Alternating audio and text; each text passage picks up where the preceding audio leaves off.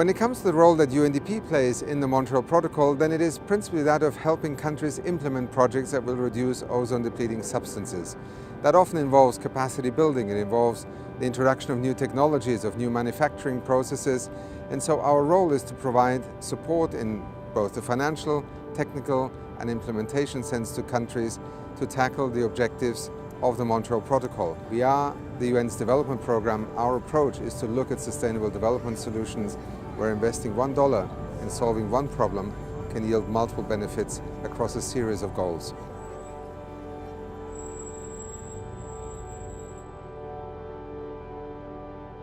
El Protocolo de Montreal es un acuerdo internacional que ha sido firmado por todos los países para disminuir y controlar las sustancias agotadoras de la capa de ozono.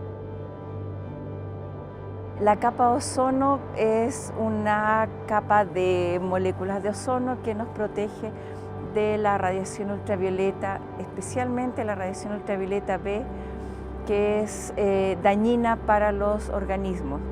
La capa de ozono nos permite mantener los equilibrios de vida dentro del planeta. En Chile desarrollamos 3 proyectos en supermercados para cambiar la tecnología de refrigeración de HCFC a CO2 transcrítico. El CO2 transcrítico tiene un potencial de agotamiento del ozono que es 0.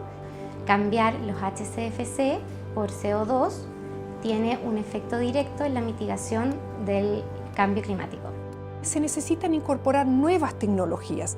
El gran cambio que pudimos hacer en el marco de este proyecto es porque algunas empresas en el marco del sector privado aceptaron esta propuesta que hizo el PNUD y Naciones Unidas de cambiar tecnología. Sabemos que eso nunca es fácil.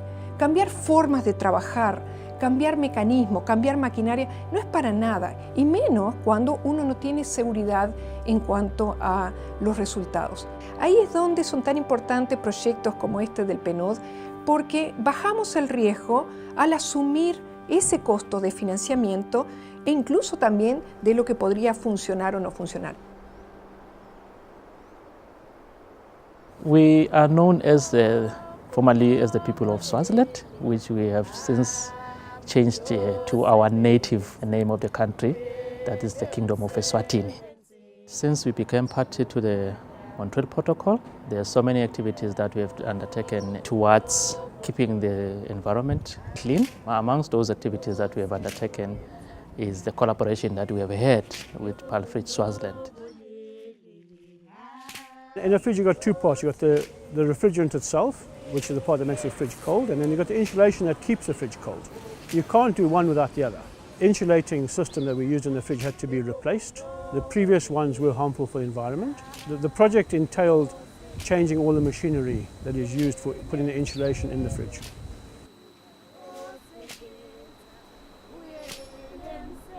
It benefits the country in that the ozone layer is not depleted. In that way, we prevent the diseases that are caused by exposure to the UV radiation, and also it benefits climate change because we have many populations that are affected by the impacts of climate change. Swaziland's confidence has increased as a result of that intervention. I have no doubt that the country will continue meeting its international obligations under the Montreal Protocol.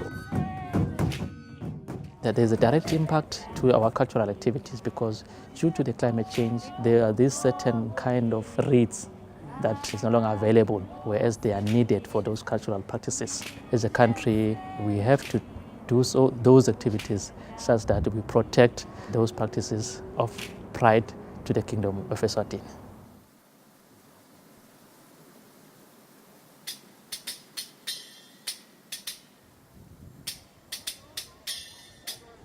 China is the largest producer, consumer, exporter, importer of HCFC gases that are very harmful for the environment. 那么这个氨和二氧化碳系统呢，复叠系统正好是把氨系统的优点和二氧化碳系统的优点有机的结合在一起。这个项目海渡这个公司食品公司的项目，采用了烟台冰人的设备13套。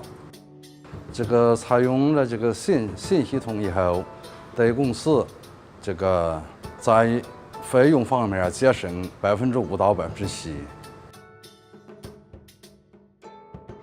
这2个项目啊，替代了R22/631吨的这个当量的 ODS 物质，同时啊，它也提高了这个能效，降低了能耗，对气候变化有非常好的这个友好作用。